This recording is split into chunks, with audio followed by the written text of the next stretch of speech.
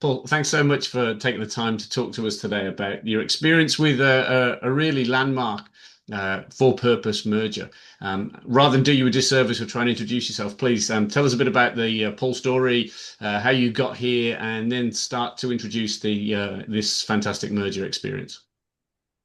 Okay, sure, Alex. So, yeah, my background um, was as a corporate lawyer, ironically in mergers and acquisitions for a big firm here in Australia, and also working with them in Asia and the UK for a long time. So, it's about 20, 25 years as a corporate lawyer, Uh-huh. having done not-for-profit things on the side for many years. And then around my 50th birthday, I just decided when I started playing what I called the back nine, I needed to change my focus. And that's why um, I moved to becoming full-time in the not-for-profit sector and ended up as the CEO of a food rescue charity called FareShare, Okay. and for a number of years, and then ironically just got a call out of the blue one day to consider applying for the role of the CEO of the Ian Potter Foundation, and I took the call, and that's where I end up where I am today. And it's an interesting blend for me to combine commercial corporate skills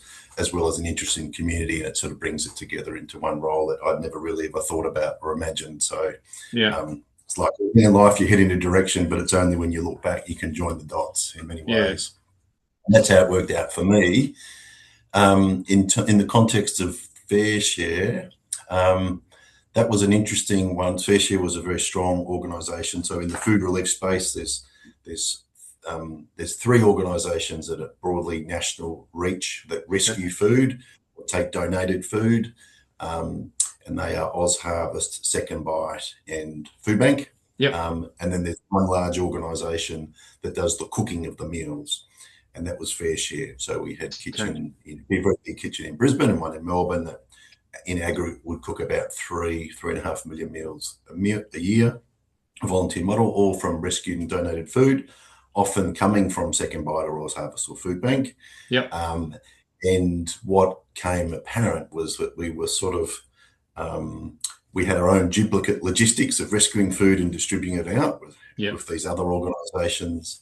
And so the more you looked at it, it became there's got to be a better way to collaborate for that sector. And that's where it started in a discussion probably 4 years ago with the then CEO of the Second Bite organisation, who ironically was also had a mergers and acquisitions background. And so we just chewed the fat, and it had a very long gestation period, but we knew there was an opportunity there. And it was very much like that neither organisation needs to do it, but there's an opportunity to have a way bigger impact and reach and be more efficient if we did look at ways to combine.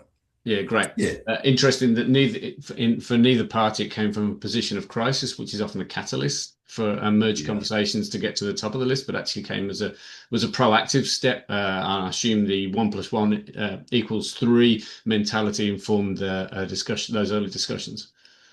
Yeah, there was a couple of angles to it. One was certainly a logistics and efficiency, and avoid the duplication of vans, each being half full going to rescue and Okay. vans half full. There could be a Yeah. way to combine the distribution network.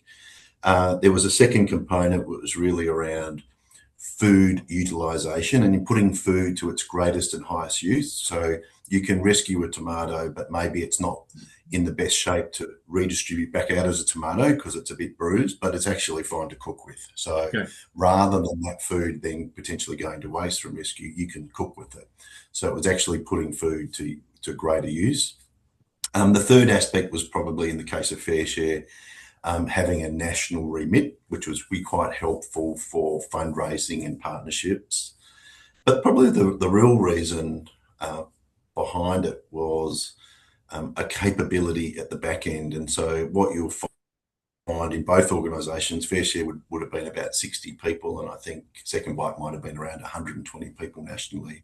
Hmm. But you get to a point where, to really invest in IT and OH&S and HR, there is a real opportunity where, in many organisations in the corporate world, I think you can get to about 40 to 50 people winging it and having loose jobs descriptions, and someone's doing a little bit of HR part-time. And that's the natural cycle of a not-for-profit.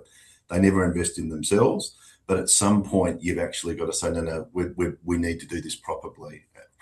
And so Yeah. that's where we both got to that point. We're at this tipping point. If we combined, we could justify one full-time role doing that, or we could invest more into Salesforce and those types of things. So it was really that scale piece that would allow improved capability, investment people, and quite frankly, career development of people as well in a Yeah. broader organisation. So they're the aspects that sort of were at play for both organisations, to be honest. Yeah. Yeah, fantastic. Okay, so it was if it was 3 years in the gestation, was there a moment that it moved from a hypothetical conversation to something that felt like it could actually happen? Do you remember that moment?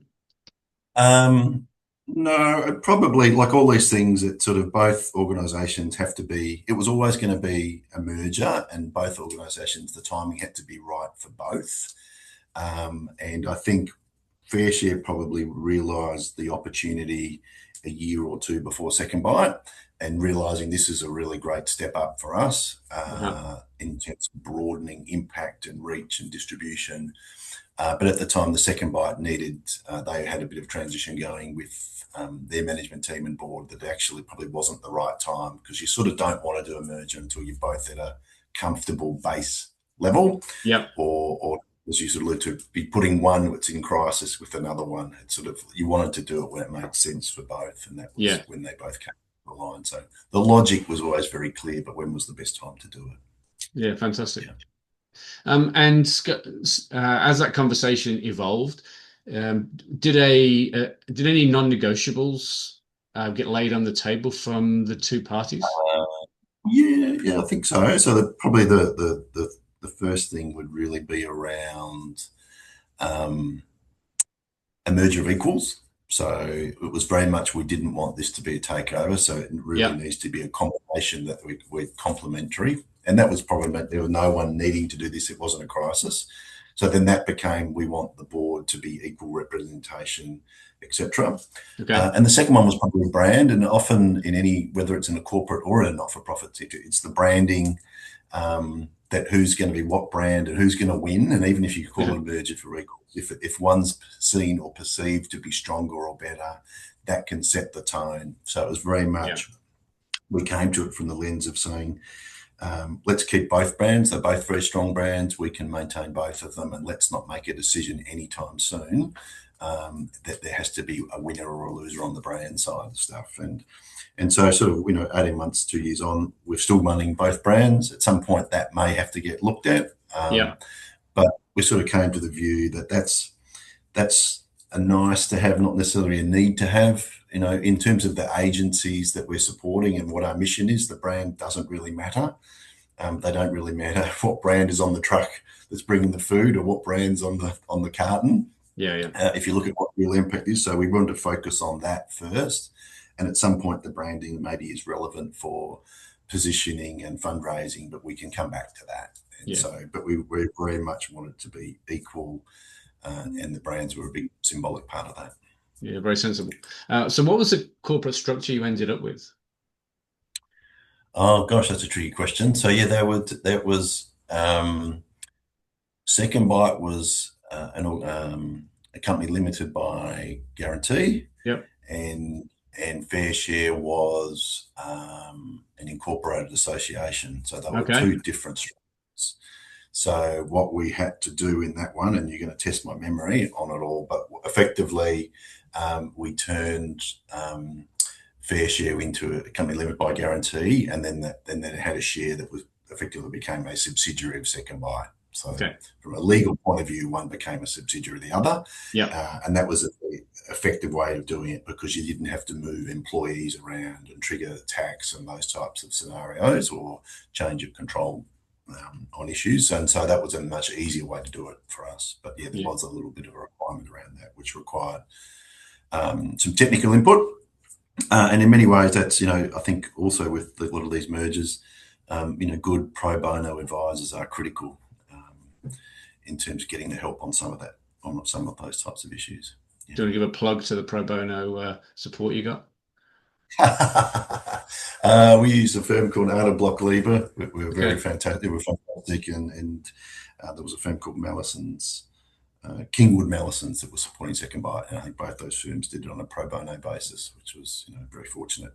But I So, think it's what also a thing that goes to mergers, and probably they are complex, and often there's not funding to do them in terms mm, of a lot of government and philanthropic funding will go to frontline services. Often it doesn't go to the back end and capability development, and they probably won't fund due diligence on these types of things. And I think to some extent that's a barrier. In the US, there are philanthropic foundations that will just fund mergers. We don't have that in Australia. So, to a large extent, when you're looking at the mechanics and the due diligence, that's often largely reliant on pro bono support to do it, whether it's yeah, from Big Four firms or Big Four accounting or law firms to do it, because otherwise, to spend money, it's a hard one to do yeah, yeah. when you don't have. And particularly an issue if one or more, or both of the parties are in a financially tough position, which is, as we said earlier, is often the catalyst to do this. And putting $50,000, $100,000 to consultant fees can be a real barrier to what would otherwise get I someone. think that I think that is definitely the case. I see just in my current day job a lot of organisations that have probably let the consideration of mergers or alternative structures too late in the discussion, Yeah, and often it's come up and it's literally trying to catch a falling knife in terms of how am I going to do this? This is very risky,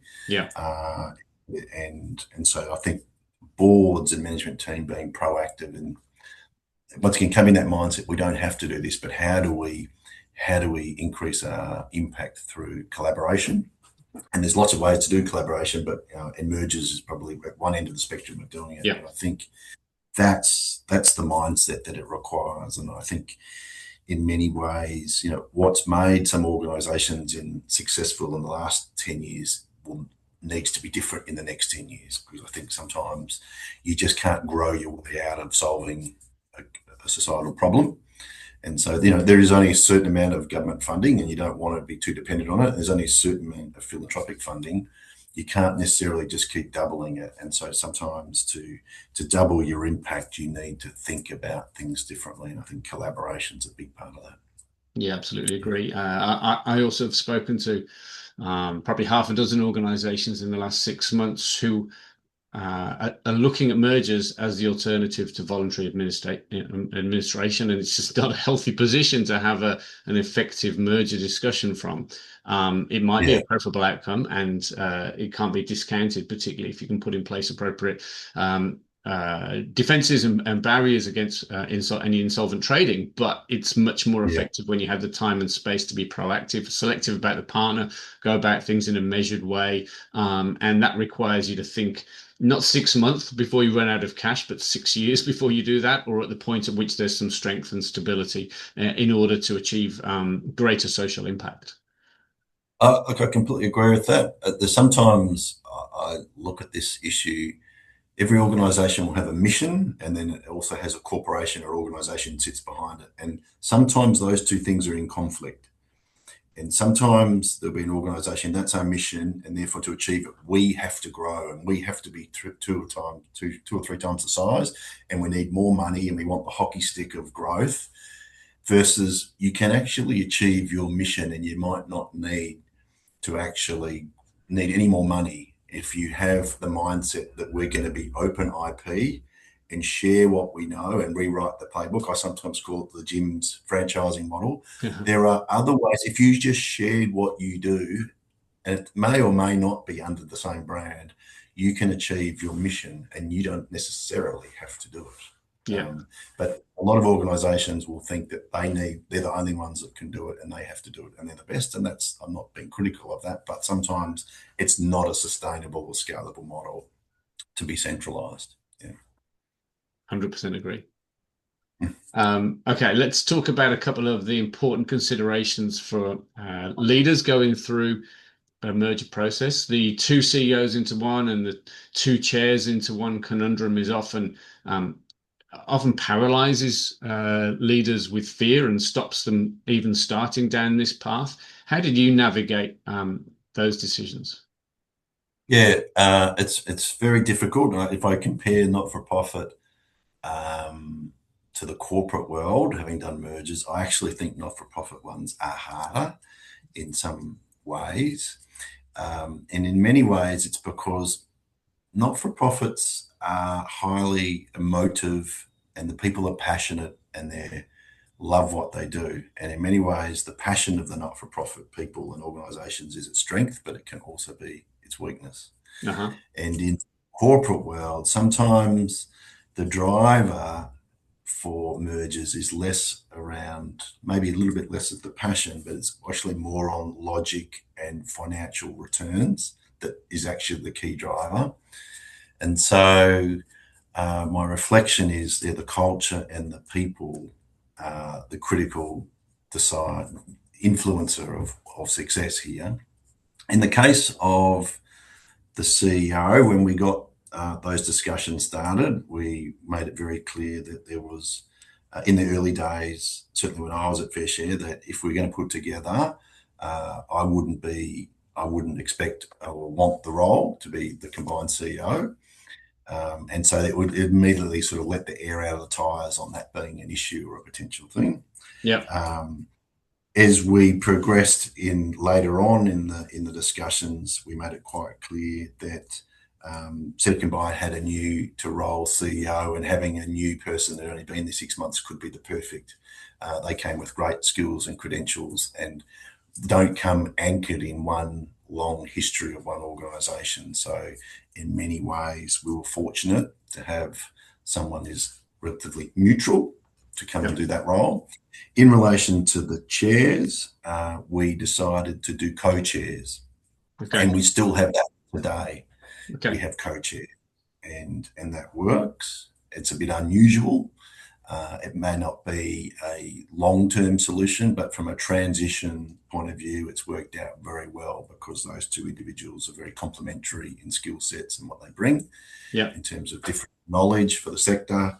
And it's a great way to show that it is a merger of equals, but also we're not losing the knowledge and experience and the networks that they both bring from both organisations. So we do have the co-chair, which is a little bit of an unusual type arrangement, but it's fit for purpose for what we needed to do and once again highlight this as a merger of equals. Yeah. Fantastic. I want to talk a little bit about the mechanics, measurements of success and business models.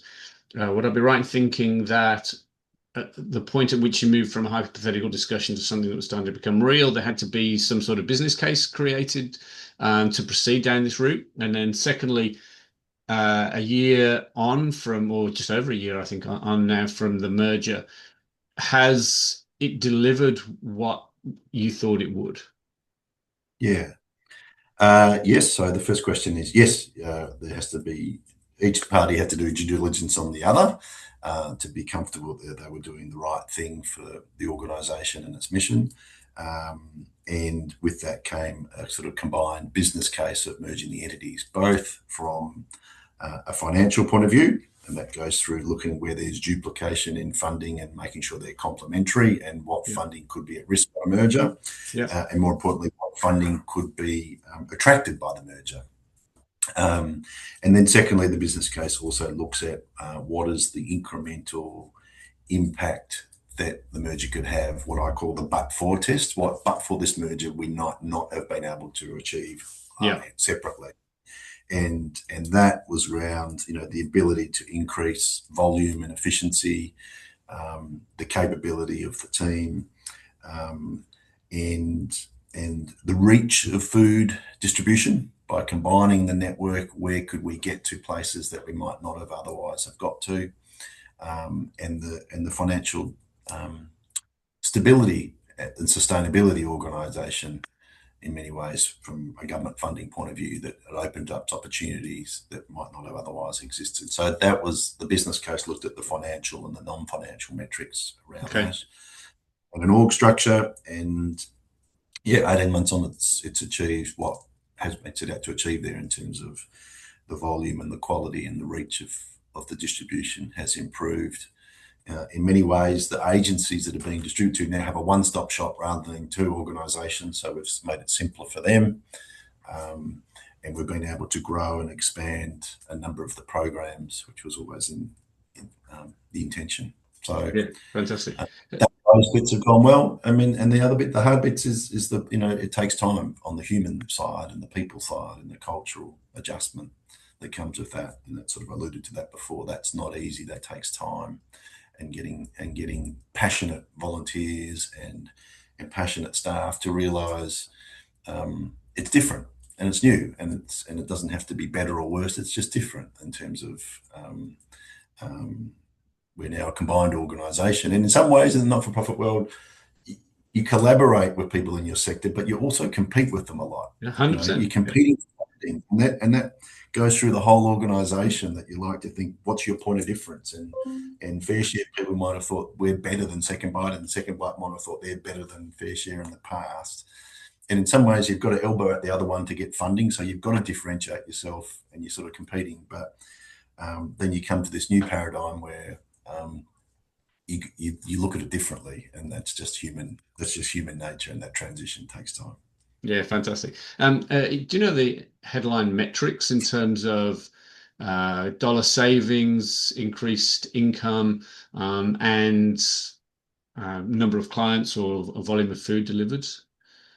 Oh, I don't, off the top of my head, in terms of, I couldn't tell you. I could take that on notice and come back to you with what has been. If I looked at the two before states, and then if you combine it and the incremental revenue and reach, I could, that does exist. I just don't have it on top of my head, Well, unfortunately. I can tell you that in doing my research for this, there's a 10% rise in food rescue, which is about a million kilograms of food delivered, an increased expanded reach, and a strengthened natural disaster response with 50 tons of food going to follow Cyclone Alfred earlier this year.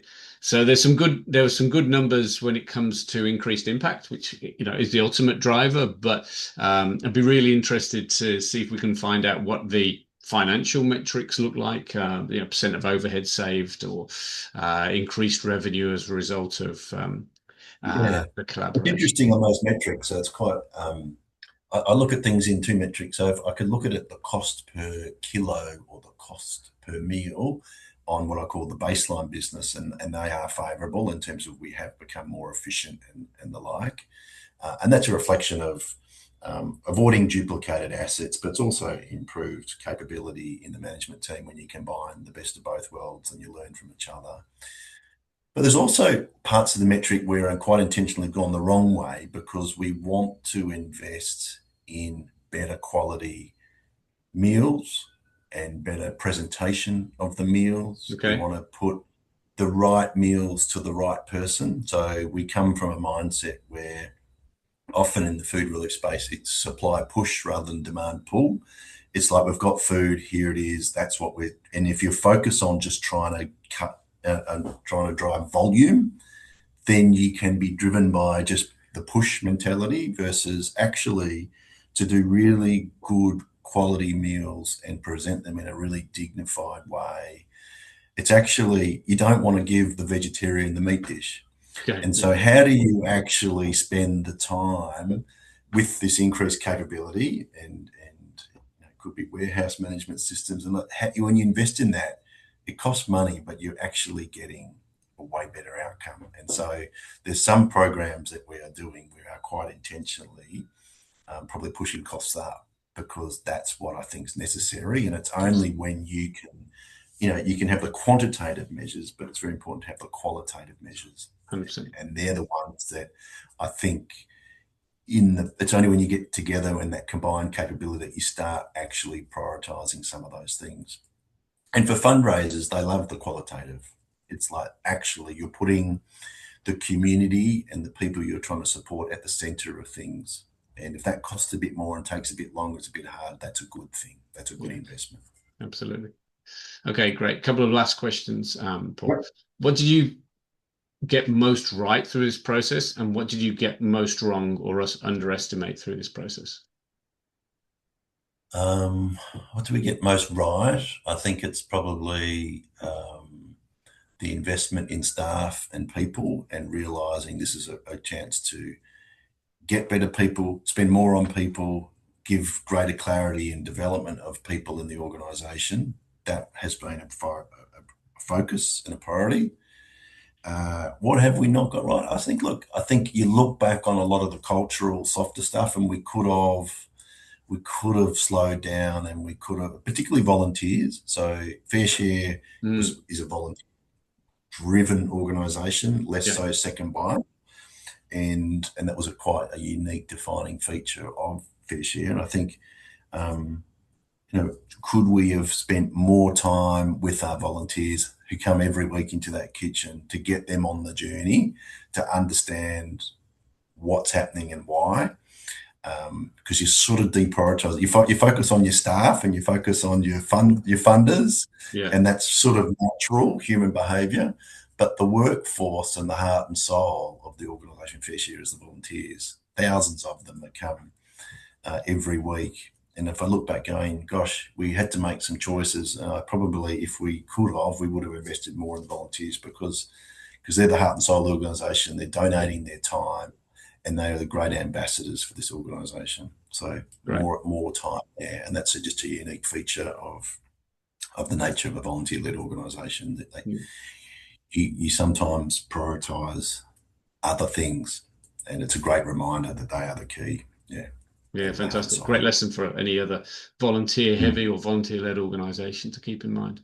Okay, last question and an open ended one. What advice would you give to a leader, a CEO, or a director who thinks that a merger with an aligned organization might be of value, but is not sure where to start or how to get momentum? Yeah. I think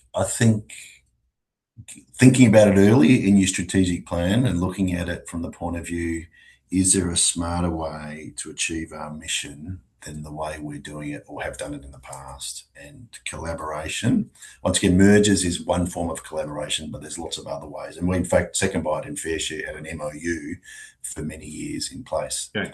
before.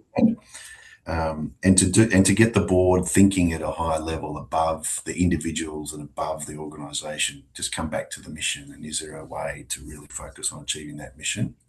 And does it have to be the centralised or us doing it? Because I think by stepping through that and looking at the bigger picture, you get the opportunity to look at when there's an opportunity rather than a need, and it's too late. And I think, to be really brutal, I think sometimes not-for-profits don't fail enough. In the corporate or commercial world, a lot of organisations fail all the time. In the not-for-profit world, coming back to the passion that drives it can sometimes be the weakness. Sometimes organisations may not really be sustainable and scalable, Yeah. but they get bailed out for all the right reasons because they're passionate about the people they're trying to help and the people they're working for. But to step back and say, actually, is this the smarter solution? Can we achieve our mission in an alternative way? And I think getting that on at a board discussion, and making it not about the individual, because individual CEOs can be so, and you want them to be passionate about their organisation, but Sure. you've got to go one step higher on that, and that's hard. Yeah, And yeah. get the board involved early so that it actually you're seeing the bigger picture. That would be my only advice. Fantastic. All right, Paul, we'll wrap up there. Thanks again so much for sharing your experience. This is one of the best examples I've seen of a proactive, visionary merger, and I think the results that we talked about early justify that. So, look, thanks again, and really appreciate your time. Not a problem, Alex. Right.